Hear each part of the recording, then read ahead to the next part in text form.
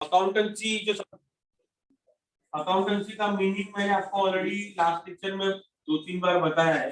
Accountancy का मतलब होता है बुक कीपिंग एंड अकाउंटेंसी का keeping a proper record of all business transaction. बराबर, keeping the proper record of all the business transaction in a systematically way, it is called bookkeeping and accounting। मतलब क्या, जब कोई businessman अपना business करता है तब उसको अपने बिजनेस के सारे ट्रांजेक्शन प्रॉपरली मेंटेन रखने पड़ते हैं, रिकॉर्ड रखने पड़ते हैं। जैसे कि ट्रांजेक्शन का मतलब सर क्या होता है, भाई मैं अगर बिजनेसमैन हूँ तो मैं through out the day, through out the month और थ्रू आउट द ईयर कुछ खर्चे करता हूँ, एक्सपेंस करता हूँ। जैसे कि मैं सैलरी दूंगा, मैं रेंट दूंगा, मैं इलेक्ट्रिसिटी का बिल पे करूंगा, आप लोगों के लिए कुछ प्रिंटिंग और स्टेशनरी अरेंज करूंगा। ऐसे बहुत सारे खर्चे मेरे थ्रू आउट द ईयर होते हैं, उनको प्रॉपरली रिकॉर्ड रखना पड़ता है। इवन सेम में मुझे कभी तो कहीं से तो पैसा आता है, इनकम आती है, तो सेल करता हूँ बिजनेस में, उससे पैसा आता है, तो मुझे सिर्फ खर्चा नहीं, जो पैसा मेरे पास आता है उसको भी मुझे रिकॉर्ड करके रखना है। इसी को हम लोग क्या बोलते हैं, ट्रांजेक्शन। तो हर एक बिजनेसमैन को अपने बिजनेस के सारे रिकॉर्ड, सारे ट्रांजेक्शन सिस्टमेटिकली तरीके से, सही तरीके से अकाउंट में रिकॉर्ड करके रखना, इसी को हम लोग बुक कीपिंग एंड अकाउंटेंसी बोलते हैं। Right, fine. तो ये थोड़ा मीनिंग था, बताइए अभी। और लास्ट लेक्चर में क्या पढ़ाया था उसको थोड़ा वापस से स्टार्ट करते हैं, जो 5 मिनट के लिए। अगर आपको किसी को याद रहेगा तो फर्स्ट में स्टार्ट किया था सॉल्वेंट। सॉल्वेंट का मतलब शायद आपको याद रहेगा। सॉल्वेंट का मतलब मैंने क्या बताया था, anyone? Assets are those person who has having a assets is more than a liability। मतलब अगर ऐसे इंसान के, अगर ऐसा कोई पर्सन है जिसके पास लायबिलिटी बहुत कम है और असेट्स उसका ज्यादा है, तो असेट्स का मतलब होता है उसकी प्रॉपर्टी, और लायबिलिटी का मतलब होता है, हम लोगों ने बोला था date, you can say that, और हिंदी में चाहिए तो आप बोल सकते हो कर्जा। मतलब ऐसा पर्सन है जिसके पास असेट्स बहुत ज्यादा है और उसकी लायबिलिटी दैट उसके ऊपर बहुत कम है। जैसे कि मैं भी बिजनेस कर रहा हूँ, मेरे बिजनेस में मेरे पास असेट्स ज्यादा है, प्रॉपर्टी ज्यादा है, और कर्जा बहुत कम है। जैसे मेरे पास 10 लाख का प्रॉपर्टी है और कर्जा सिर्फ 2 लाख का है, तो ऐसे पर्सन को इन अकाउंटेंसी में वी कॉल दैट सॉल्वेंट। बराबर। अब हम लोग बात करेंगे इंसॉल्वेंट की बात करेंगे। इंसॉल्वेंट का थोड़ा उल्टा हो जाता है, असेट्स प्रॉपर्टी उसके पास कम है और उसका कर्जा बहुत ज्यादा है।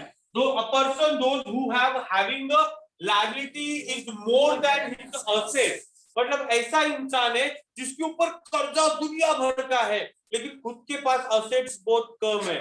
इन दैट सिचुएशन में अगर कोई पर्सन है तो मतलब जो अपने डेब्ट क्लियर नहीं कर पा रहा है, बैंक का लोन अच्छे से नहीं दे पा रहा है, जिसके ऊपर दुनिया भर का कर्जा है और खुद की असेट्स और प्रॉपर्टी बहुत कम है, ऐसे बिजनेसमैन को अकाउंटेंसी में इंसॉल्वेंट बोलते हैं, मतलब कंगाल कंसिडर। तो ये 2 पॉइंट कराए थे सॉल्वेंट और इंसॉल्वेंट के। उसके बाद हम लोग ने कराया था अकाउंटिंग ईयर, मैंने बताया था अकाउंटिंग ईयर। अकाउंटिंग ईयर का बात करेंगे तो हम लोग को अभी सबको पता चल गया है कि जब हम लोग अकाउंट्स में हम लोग फॉलो नहीं करेंगे कैलेंडर ईयर, अकाउंट्स जब हम लोग स्टडी करते हैं उसमें कैलेंडर ईयर फॉलो नहीं करते हैं। तो when we learn account because of IT purpose, income tax purpose, accounting का जो साल है, अकाउंटिंग ईयर है, it will be start from 1st April और ये end with end with 31st March। तो अगर if someone has asked me, अब मेरा आपका अकाउंटिंग ईयर कितना है, आपका फाइनेंशियल ईयर कौन सा है, तो मैं बताएगा 1 अप्रैल को मेरा साल शुरू होता है अकाउंट का और साल खत्म होता है 31st March. Previously people were following calendar year, but nowadays because of IT purpose accounting year had been start with the 1st April and ended with the 31st March। पुराने जमाने में कैलेंडर ईयर फॉलो करते हैं, आज के date में 1 अप्रैल start होता है। ओके, ये अकाउंटिंग ईयर किया था। उसके बाद मैंने आपको शायद गुडविल बताया। गुडविल, अकाउंट में गुडविल को क्या बोलते हैं वो मैंने बताया। एक्चुअली बेसिक मीनिंग आता है गुडविल का इमेज एंड रेपुटेशन। गुडविल का मतलब होता है इमेज और गुडविल का मतलब होता है reputation. But when I learn accountancy, account में गुडविल को हम लोग इंटेंजिबल असेट्स कहते हैं। क्या बोलते हैं? Intangible assets. Sir, intangible assets का मतलब होता है are those assets which can not see, which cannot touch but still there is the value in the market। ये ऐसी असेट्स है, ऐसी प्रॉपर्टी है जिनका हम लोग देख नहीं सकते, जिनको टच नहीं कर सकते, बट फिर भी मार्केट में उसका वजूद है, वैल्यू है। ऐसे सारे असेट्स को हम लोग गुडविल बोलते हैं। एग्जाम्पल अगर आपको चाहिए तो और एक आपको मैं बताएगा, इंटेंजिबल असेट्स और भी कुछ है गुडविल के अलावा।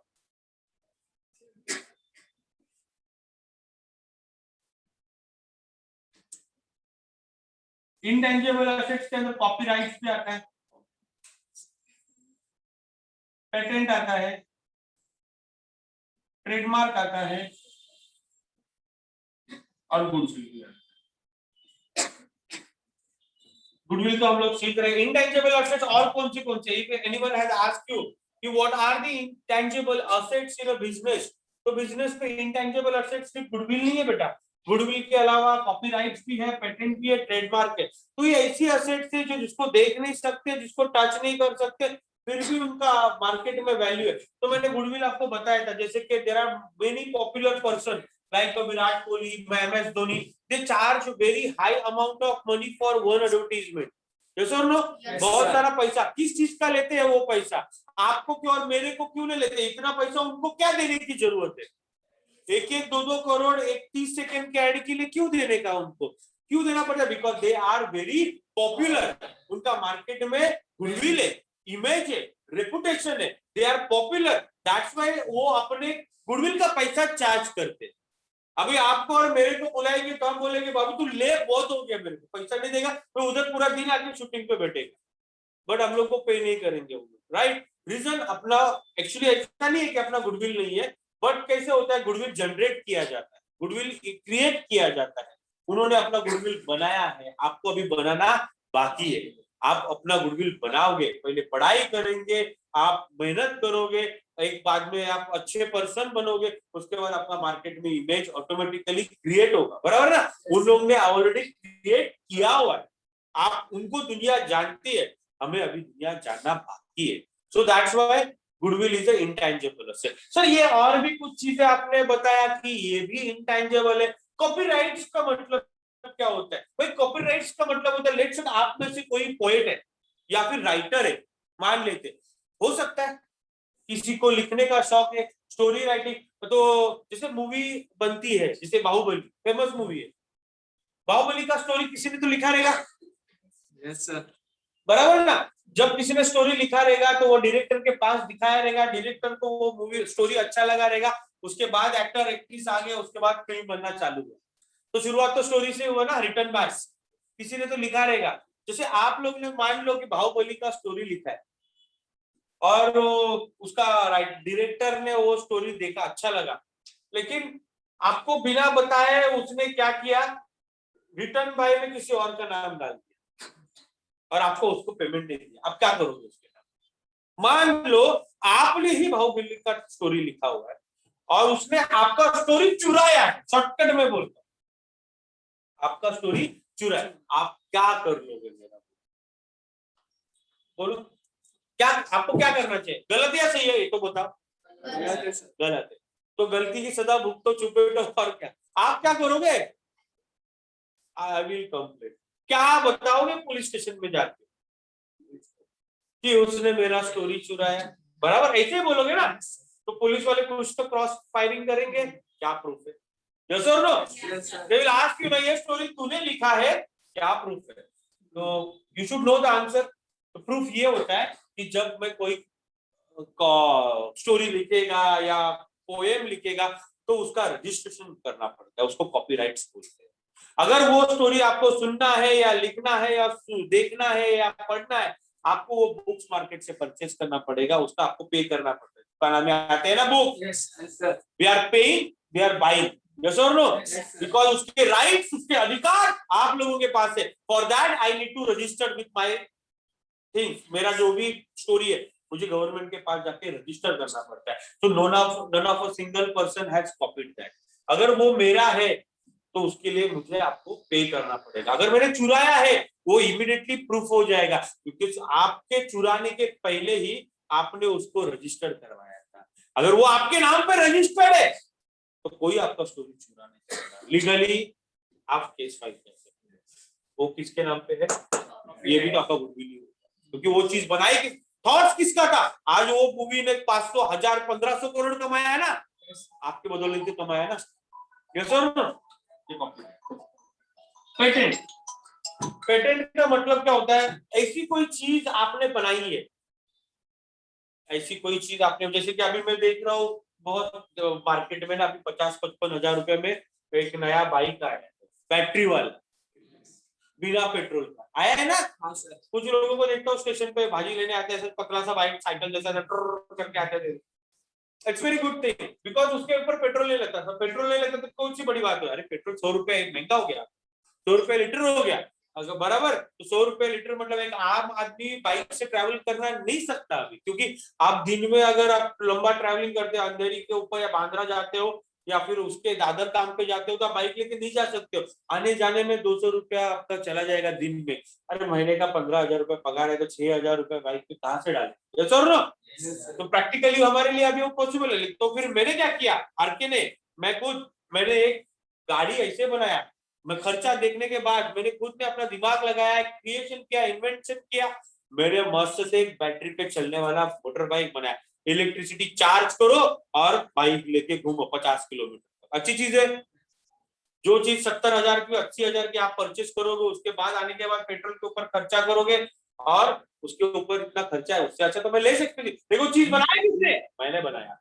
क्या तो फिर क्या प्रूफ है सर, वो आपने बनाया है। तो जब मैं कोई चीज क्रिएट करता हूँ या इन्वेंट करता हूँ, उसका मैं पेटेंट रजिस्टर्ड करता हूँ। एक मूवी था टार्जन करके, टीवी पे देखते हो, वो भूत वाला कार, अजय देवगन वाला। अब वो मूवी के एंड में आपको पता चलता है वो कार बनाया किसने देता है, कार का डिजाइन, जो पेट्रोल पे चलने वाली गाड़ी रहती है और फिर वो बैटरी पे चलने वाला कुछ बनाता है, वो कार का जो डिजाइन होता है, फॉर्मूला होता है, उसके लिए उसको मारा जाता है ना अजय देवगन को। वो जो उसका मर्डर जो होता है उसकी वजह क्या रहती है, एनीवन नोस, रिमेंबर, रिकॉग्नाइज क्या।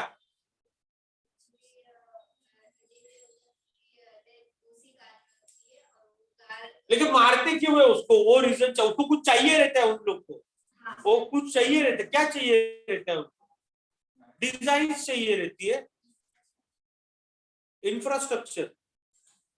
कार का कुछ सब मान लो, आपने को इतना इंटरेस्ट नहीं लेना मूवी में, निकल जाओ, लेकिन कार का मान लेते डिजाइन चाहिए था उन लोगों को, क्योंकि वो कार बहुत महंगी दिखती है फॉरेन वाली, तो वो कार का डिजाइन के लिए उसको मारा जाता है और वो डिजाइन चुरा भी लेते। लेकिन क्या होता है मतलब, वो डिजाइन पहले से ही वो पेटेंट अजय देवगन के नाम पे रजिस्टर होता है।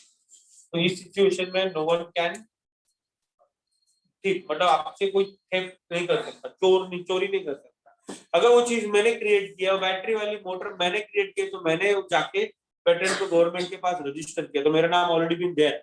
सो if someone has lied with me, मतलब अगर कोई मेरे साथ फ्रॉड करेगा, so I can sue, but I can make a complaint against him, क्योंकि वो मेरा है, it's created by me only, right. So वो दिखता तो है नहीं, पेटेंट दिखता तो है नहीं, ट्रेडमार्क दिखता तो है नहीं, कॉपीराइट दिखता तो है नहीं, तो फिर it's automatically smile, that why it's called my goodwill. हम लोग देख नहीं सकते पेटेंट को, हम लोग छू नहीं सकते, बट इट्स जस्ट रजिस्टर्ड होता है ना वो, तो इसीलिए वो हमारा है मार्केट में, उसका value, that's all are intangible assets. Copyrights हो गया, पेटेंट हो गया, मार्क, ट्रेडमार्क। ट्रेडमार्क मतलब जब हम लोग देखो, जैसे कि ये अपना ये दिख रहा है यहाँ पे, आप खड़े हो, ये लोगो, ये लोगो स्मार्टफोन का है ना, यस सर। अब ये यूनिक है, ये बहुत मार्केट में ऐसे बहुत सारे लोगों नहीं दिखेंगे, दिखेंगे ऐसे, अरे बहुत बार देखा सर मैंने, हर जगह जगह पे होता है नहीं, ये हर जगह जगह पे नहीं होता, ये सिर्फ एक ही जगह पे मेरे जगह पे ही रहेगा। बिकॉज जब इसको मैंने क्रिएट किया था, ये लोगों को मैंने क्या किया था, रजिस्टर किया था। जैसे कि आपने देखा शूज पे बहुत सारी कंपनी है, आपको शूज के उस दिन मेरे को नाम बताए, नाइकी, एडिडास, याद है आपने नाम बताया, पूमा, रिबॉक, लेकिन आपने ये नहीं बताया हर एक कंपनी का लोगो होता है।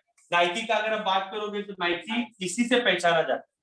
ये साइन देख के आप पहचान लोगे कि ये जूता नाइकी है, ये लोगो है उसका, ट्रेडमार्क, ये नाइकी का ट्रेडमार्क। यस सर, इसका ट्रेडमार्क। एडिडास का भी है, 3 बिल्डिंग जैसा दिखता है, त्रिकोण, यस सर, ट्रायंगल एडिडास का है। पूमा का एक चीते का साइन है उनका, यस सर नो। तो ये ट्रेडमार्क है, ये ट्रेडमार्क मैंने रजिस्टर किया है। अभी देखो, अभी ये मैंने देखा है, अभी ये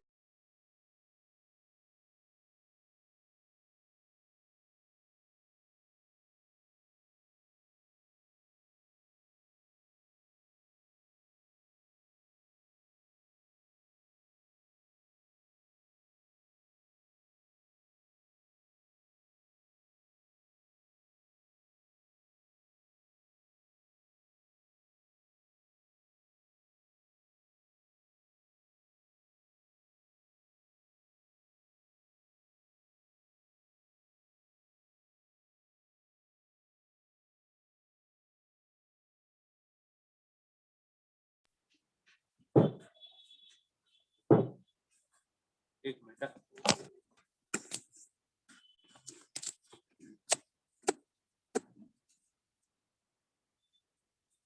थोड़ा अभी expenditure and types of expenditure. Type of expenditure. आपको समझा थोड़ा थोड़ा? ज्यादा डिफिकल्ट नहीं था अभी तक, मतलब एक कल वाला ही था। अभी स्टार्ट करेंगे। सुना, एक्सपेंडिचर क्या, पहले कैपिटल एक्सपेंडिचर मतलब क्या होता है, तो पहले बता देता हूँ। How many types of expenditure, revenue expenditure, उसके बाद डेफर्ड रेवेन्यू।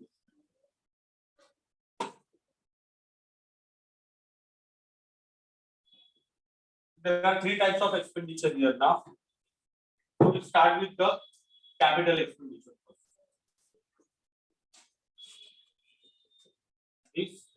आपके पास बुक नहीं है इसलिए मैं बोर्ड पे लिख रहा हूँ।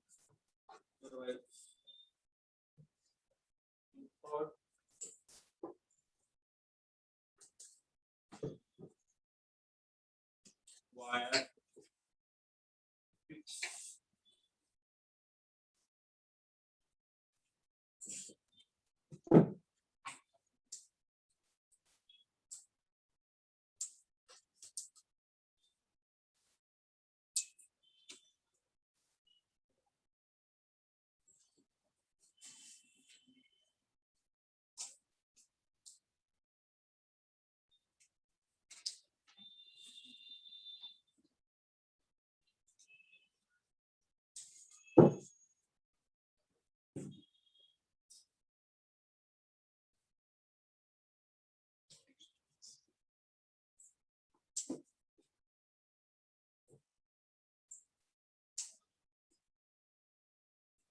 Okay.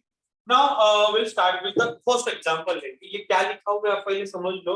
Now बिजनेस में कौन से प्रकार के एक्सपेंडिचर होते हैं, क्वेश्चन समझ में आया? क्वेश्चन का नाम क्या, टाइप्स ऑफ एक्सपेंडिचर। देख सके एकदम, this man want to do business, एक पर्सन है, आप हो या मैं हूं, दोनों में से कोई भी है।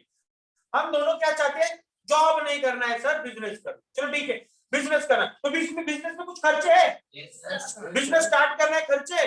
चलो बोलो फटाफट किस चीज का बिजनेस करना है। सिंपल एग्जांपल ले लो, शॉप खोलेंगे। चलो कौन सा शॉप खोलना है अपने को, मोबाइल ही लेंगे, कॉमन एग्जांपल।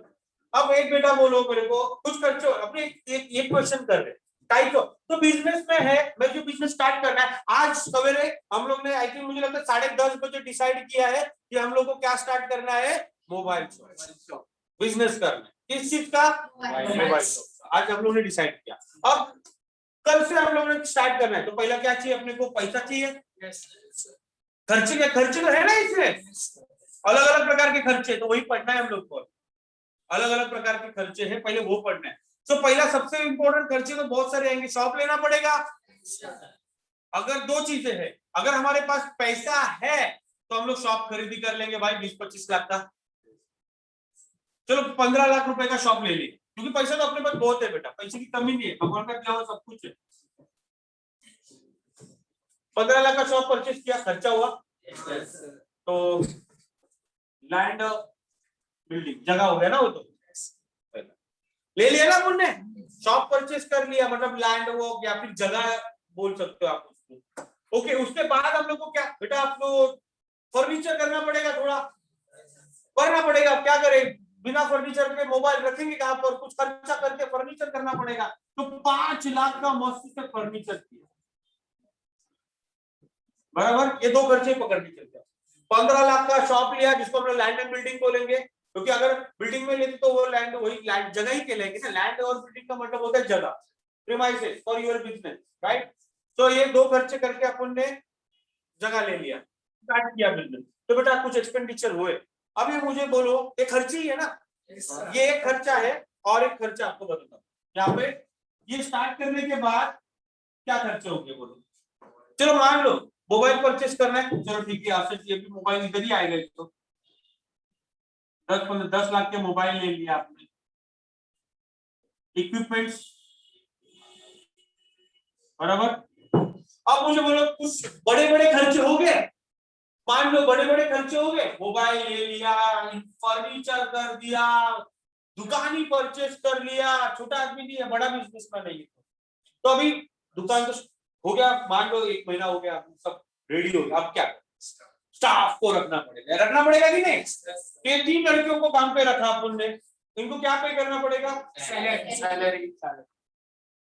देना पड़ेगा, सैलरी देना पड़ेगा। कुछ वर्कर से काम करवाएंगे, छोटा मोटा काम कैसे होता है शॉप में, डिलीवरी बच्चे होते हैं। अभी मोबाइल का है इसलिए अपन आप बोल सकते हो डिलीवरी का है, मैं खुद दिखा के लेके आता हूँ डिलीवरी का है। लेकिन अगर जोमेटो का बिजनेस होता तो है ना, बिजनेस तो हर प्रकार के होते हैं ना। आपने मोबाइल का चूज किया है, right.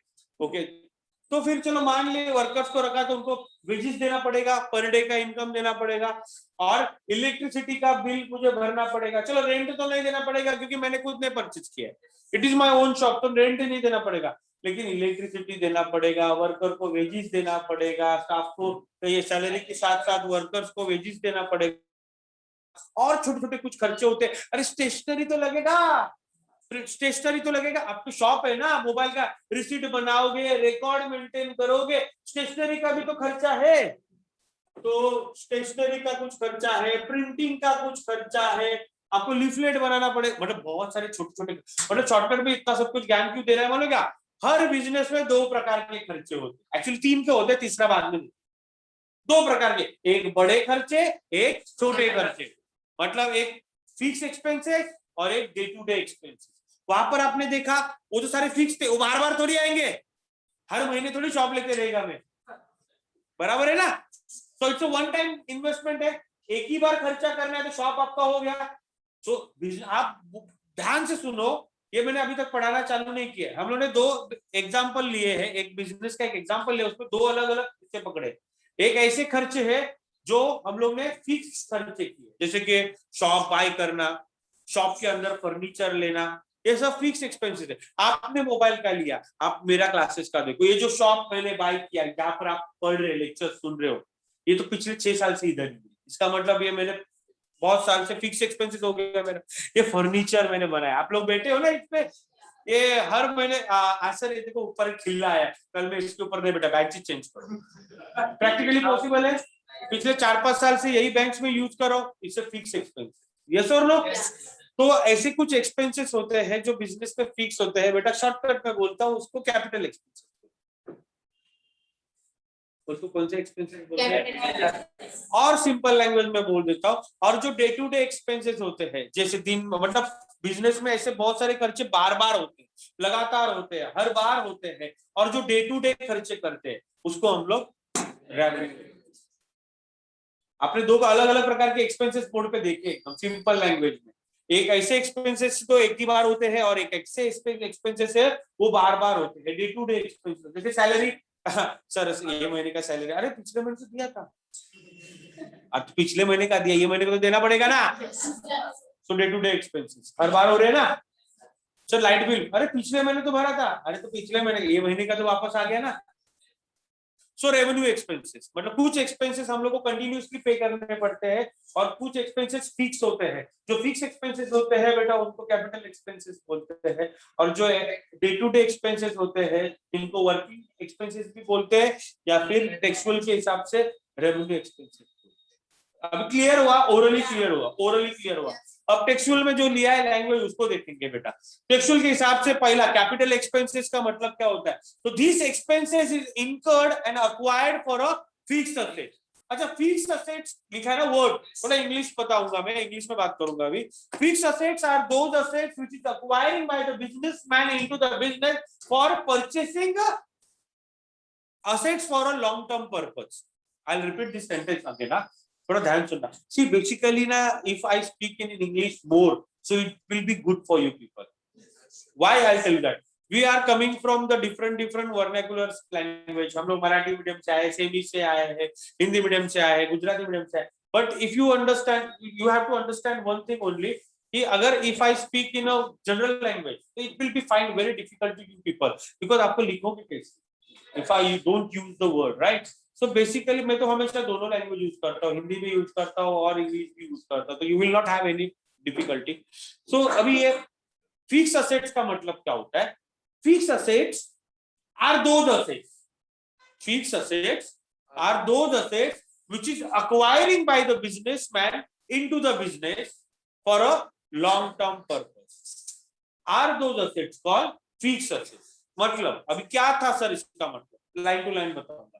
Fix assets are those assets, fix asset ऐसी असेट्स है जो बिजनेसमैन बिजनेस में लेके आता है और उनका यूज इस्तेमाल लंबे समय तक करता है। ऐसे सारे असेट्स को हम लोग क्या बोलते हैं?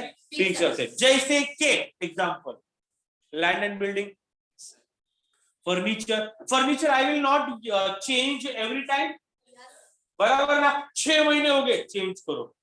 6 दिन हो गए, चेंज करो। प्रैक्टिकली पॉसिबल है, तो I can not change it. मतलब ये मेरे लिए मतलब ऐसी असेट्स है जो बिजनेसमैन बिजनेस में लेके आता है और उनको यूज और इस्तेमाल लंबे समय तक कर रहा है। इसलिए कौन सा मेरा असेट है? ये मेरी प्रॉपर्टी है ना। ये 2 लाख रुपए खर्चा करके मैंने बनाया है, ये मेरा प्रॉपर्टी है बेटा। आपने उस दिन बोला था कि सर ये आपका प्रॉपर्टी है, ये बोर्ड मेरा प्रॉपर्टी है, ये एसी मेरा प्रॉपर्टी है, ये 40,000 खर्चा करके मैं एसी लगवाया। आप बोलेंगे सर इसका हवा नहीं आ रहा, कल बदली करो, इसको नया लेके आओ। पॉसिबल है? It's my fix asset, it's my fix asset because I am using this air condition for long term purpose. Fix asset का मतलब जो असेट जो लंबे समय के लिए बिजनेसमैन यूज करता है बिजनेस में, ऐसे सारे असेट्स को फिक्स है। जैसे कि अगर मेरा टी शर्ट का बिजनेस होता तो फिर आप मेरे लिए मशीन लगती, फैक्ट्री में मशीन लगती मेरे, मशीन में लेके आया 20 लाख का 25 लाख का, क्या 6 महीने में वो मशीन चेंज करेगा? मैं वो मशीन मेरे लिए क्या बन गया? क्योंकि बिजनेसमैन बिजनेस में लेके आ रहा है असेट और उसको यूज लंबे समय के लिए कर रहा है, इसलिए वो मेरा कौन सा असेट है? अच्छा, ये कैपिटल एक्सपेंस मतलब क्या होता है? Capital expenses are those expenses which is incurred to acquire fixed asset. ये ऐसे खर्चे हैं जो बिजनेसमैन बिजनेस में फिक्स असेट्स परचेस करने के लिए खर्चा करता है। जैसे अगर मेरा कुरियर का बिजनेस होता तो मेरे को क्या लगता? मोटर कार 5-6 लाख का आ जाता है, लेकिन वो मेरा फिक्स एक्सपेंसेस है, वो मेरा असेट ही है ना, लेकिन वो असेट है मेरा, लेकिन वो मेरा फिक्स असेट हो गया क्योंकि वो बार बार मेरे को ला रहा है, हर महीने नया गाड़ी लूंगा नहीं ना, तो वो मेरा कौन सा एक्सपेंसेस हो गया? Fix assets. तो this kind of expenses is incurred by the businessman to purchase. Acquire लिखा है ना, अक्वायर थोड़ा वर्ड हैवी लग रहा है, टू परचेज फिक्स असेट। ये ऐसे खर्चे हैं जो बिजनेसमैन करता है, किसके लिए? फिक्स असेट्स परचेज करने। दूसरा, it gives you benefit for a long period of time. अच्छा, फिक्स एसेट्स लंबे समय के लिए यूज होते हैं या शॉर्ट पीरियड ऑफ टाइम के लिए यूज होते हैं? लॉन्ग पीरियड ऑफ टाइम के लिए यूज होते हैं। तो उधर क्लियरली वही लिखा है ना बुक में भी, क्योंकि fix assets can be use for a longer period of time, लंबे समय के लिए यूज होता है। जैसे आपने बोला मोटर कार 4-5 साल जाएगा, फर्नीचर 4-5 साल जाएगा, यस और no? Machinery more than 10 years use होगा, तो लंबे समय के लिए यूज हो रहा है, बराबर। पॉइंट नंबर, एग्जांपल नीचे दिया, एग्जांपल तो मैंने काफी बता दिए। मशीनरी ले लो, फर्नीचर ले लो, मोटर कार ले लो, लैंड एंड बिल्डिंग ले लो, इन्वेस्टमेंट ले लो, फिक्स, ये सारे खर्चे फिक्स है। मतलब कैपिटल एक्सपेंसेस का मतलब क्या होता है? फिक्स एसेट परचेस करने को जो बिजनेसमैन पैसा खर्चा करता है, फिक्स एसेट्स को बाय करने के लिए बिजनेसमैन खर्चा करता है, उन सारे खर्चों को हम लोग कौन सा एक्सपेंसेस बोलते हैं? Capital. Under capital expense understood? Yes, right it down, revenue करते हैं।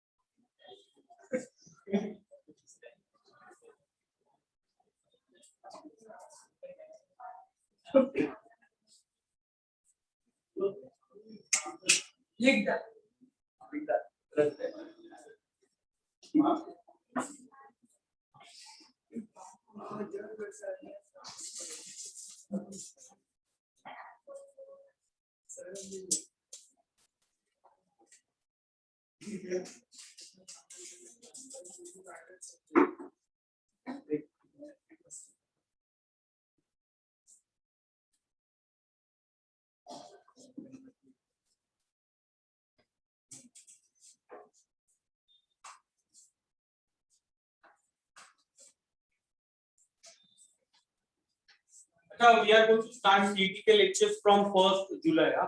Okay, कल मैंने डिस्कस किया था दोनों, 1st जुलाई मतलब exact first week of July पकड़ के चलिए, जिसके अंदर हम लोग आपको मैथ्स, इंग्लिश, साइंस और सोशल साइंस को ज्यादा वेटेज नहीं दूंगा मैं, 1-2 लेक्चर्स डाल दूंगा, उसका शीट बना के मैं आपको प्रोवाइड कर दूंगा, उतना ही पढ़ना है, दैट्स इट।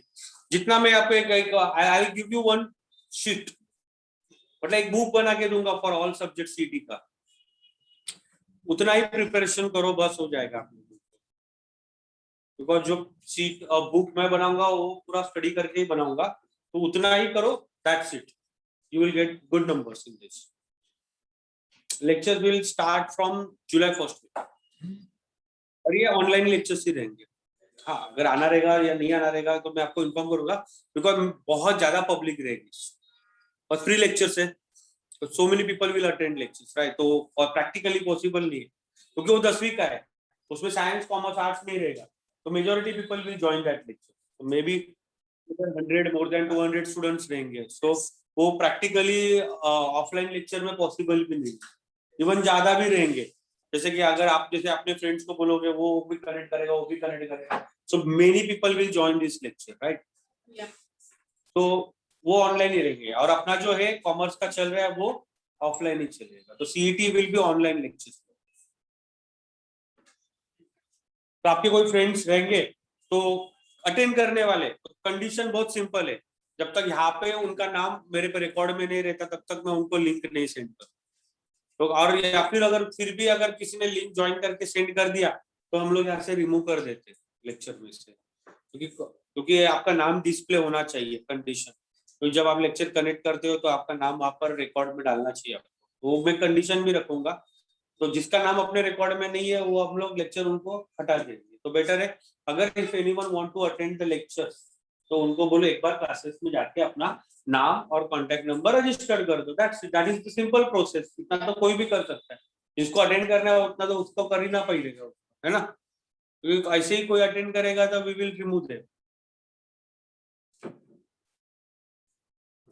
क्योंकि क्या होता है ऑनलाइन लेक्चर्स में बिना वजह के जिनको पढ़ना है उनको तकलीफ होगी नहीं पढ़ने वाले बच्चों के वजह से, क्योंकि कुछ भी बोलते रहेंगे, चैट बॉक्स में आंसर करते रहेंगे, सो अलग वे में चला जाएगा, अपने को पता रहेगा कि कौन मस्ती कर रहा है तो उसको हटा सकते हैं, तो benefit for you people only, अच्छे बच्चे रहेंगे उन्हीं को रिकमेंड करो, जो पढ़ने वाले नहीं रहेंगे वो आपको बाद में पढ़ने नहीं देंगे, तो वो रॉन्ग वे में लेक्चर चला जाएगा, मजा नहीं आएगा आपको पढ़ने में।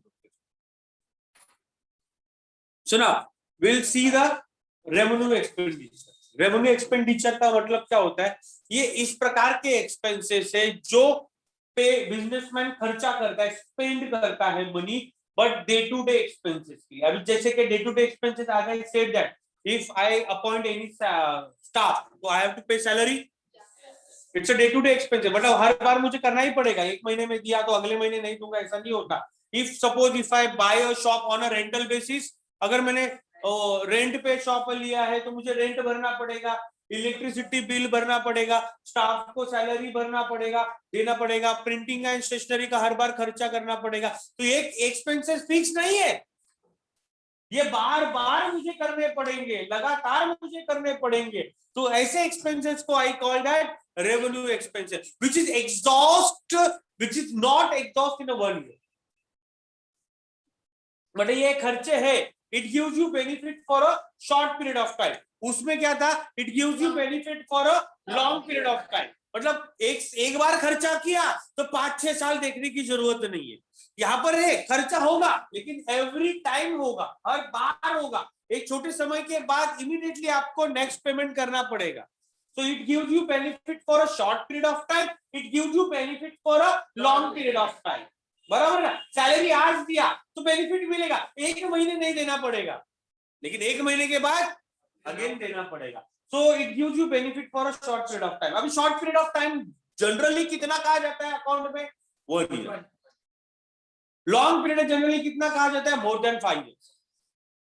अकाउंट के रूल पहले पता होने चाहिए कि if I use the word for a long period of time it means more than 5 years, if I use the word short period of time it means less than 1 year, so revenue expenses gives you benefit for a short period of time, and what is the short period of time, less than 1 year, so it means automatically it gives you benefit for a 1 year। revenue expenses समझ में आया, capital expenses समझ में आया? Now deferred revenue expenses मतलब क्या होता है? Deferred revenue expenses gives you benefit for a less than 1 year but which is not exhaust, मतलब ये बेनिफिट आपको देंगे but which is not exhaust in a 1 year. जैसे कि ये डे टू डे एक्सपेंसेस है, पहले तो कंफ्यूज नहीं करूंगा, एकदम सिंपल बोलूंगा। डेफर्ड रेवेन्यू एक्सपेंसेस का मतलब होता है it is similar like a revenue expense. Deferred revenue expenses मतलब it is similar like a revenue expenses, similar like a revenue expenses. हाँ, ये डे टू डे एक्सपेंसेस है but which is not exhaust in a 1 year. This benefit gives you more than 1 year. खर्चा आपको short time में होगा but benefit लंबे समय के लिए होगा। अब बात कर रहे हो, ये तो डबल पैकेज हो गया, by one get one free हो गया। मतलब खर्चा शॉर्ट पीरियड में हो रहा है बट बेनिफिट लॉन्ग टर्म में जा रहा है। जैसे कि एडवर्टीजमेंट, जैसे कि एडवर्टीजमेंट के लिए आप शॉर्ट पीरियड में खर्चा कर रहे हो। जैसे कि एडमिशन आया, मैं खर्चा किया, मैंने बैनर लगाया, बराबर, मैंने बैनर लगाया, आज मैंने बैनर लगाया, मैंने पैम्पलेट छापा, मैंने होर्डिंग लगाया, मैंने एडवर्टीजमेंट किया, आज लगा। अरे 1 साल देखने की जरूरत नहीं, अभी कब भरूंगा? अगले जून से।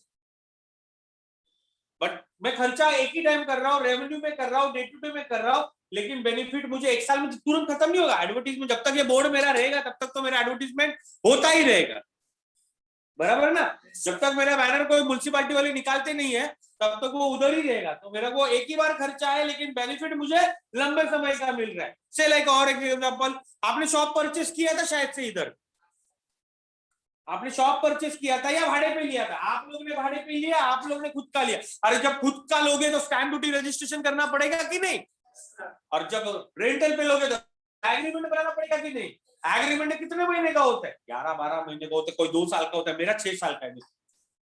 तो लीगल खर्चा मैंने एक ही बार किया बट बेनिफिट मुझे लंबे समय के लिए, लंबे समय के लिए। मतलब it is similar like a revenue expenses but not exhausted in a 1 year. Point समझ में आया? Deferred revenue expenses are like similar like the revenue expenses, बराबर, but which is not exhausted in a 1 year. It benefit gives you for a long period of time. Revenue में क्या हो रहा था? आज सैलरी देना है, कल भी देना है, परसों भी देना है। इसमें एक ही बार दो और बेनिफिट लंबे समय के लिए, इसको बोलते हैं डेफर्ड रेवेन्यू। समझ गया? लिखो, बताता हूँ, लिख के देता हूँ, कंफ्यूजन नहीं।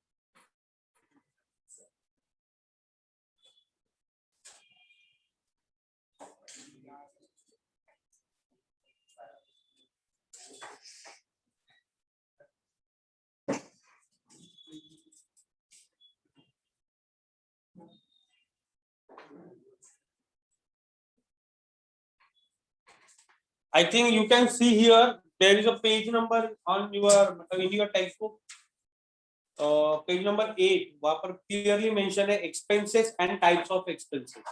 मतलब बिजनेस में कितने प्रकार के एक्सपेंसेस होते हैं? तो सर बिजनेस में 3 टाइप्स ऑफ एक्सपेंसेस होते हैं। There are 3 types of expenses. What are the expenses? The first capital expenses. Second, revenue. Third, deferred revenue expenses. So we have seen that what is the capital expenses? These expenses is incurred to acquire the fixed assets. बराबर, ये ऐसे खर्चे हैं जो fix assets purchase करने के लिए हम लोग खर्चा करते हैं, and it gives you benefit for a long period of time. Example for a capital expenditure, you can say furniture, you can say machinery, you can say land and building, etc., etc.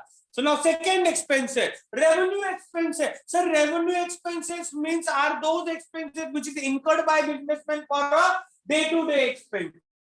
बराबर, these expenses give you benefit for only short period of time. Example, rent paid. Example, salary paid. Example, electricity bill paid, etc., etc.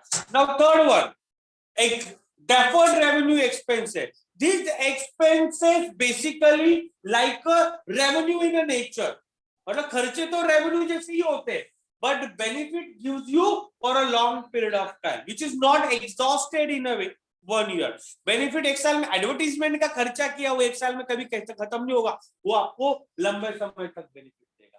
तो you can से example में advertisement, hoarding, legal expenses. Agreement एक ही बार होता है, लेकिन एक साल भर के कोई किसी का 2 साल का एग्रीमेंट होता है, किसी का 3 साल का एग्रीमेंट होता है, किसी का 5 साल. खर्चा तो एक ही बार की, लेकिन लंबे समय तक. मतलब रेवेन्यू जैसा ही है, बट बेनिफिट लंबे समय तक दे रहे.